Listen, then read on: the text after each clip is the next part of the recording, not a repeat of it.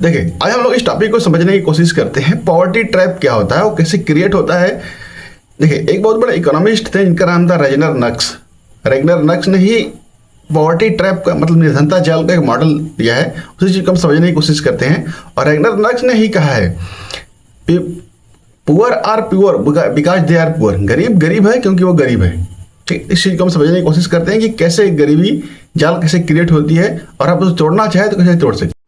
देखिए, हम लोग इस ग्राफ के माध्यम से समझते हैं कि पॉवर्टी ट्रैप मतलब निर्धनता जाल कैसा होता है, कैसे होता है, उस चीज़ को समझने की कोशिश करते हैं। देखिए, ये जो दिए थे मॉडल, ये जो ऊपर लिखा है ना रेगनर नक्स, इन्होंने ये मॉडल, इकोनॉमिक्स थे, उन्होंने ये मॉडल दिया है। देखिए, ऊपर से ग्राफ देखिए, first second third fourth fifth number डाला हुआ है ना, थोड़ा एडजस्ट करिएगा, इस चीज़ को थोड़ा समझने की कोशिश करिएगा।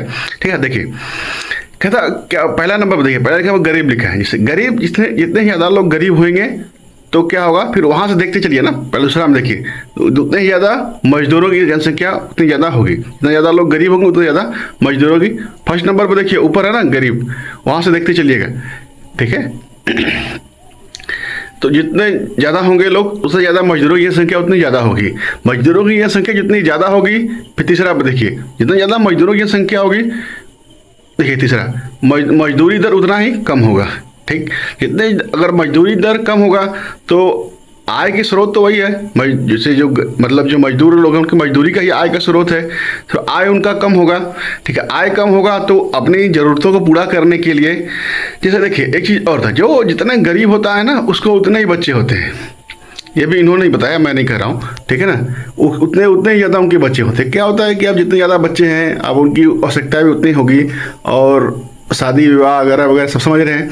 ठीक है ना, तो आय उनका वही है। चौथा नंबर देखिए, आय देखिए, ये चौथा आय वही है, तो अब अपने ज़रूरतों को पूरा करने के लिए क्या करेंगे, अब कर्ज लेंगे। पाँचवें नंबर देखिए, कर्ज लेंगे। अब कर्ज लेंगे तो आय तो उनका वही रहेगा, सिर्फ वही काम करते रहेंगे।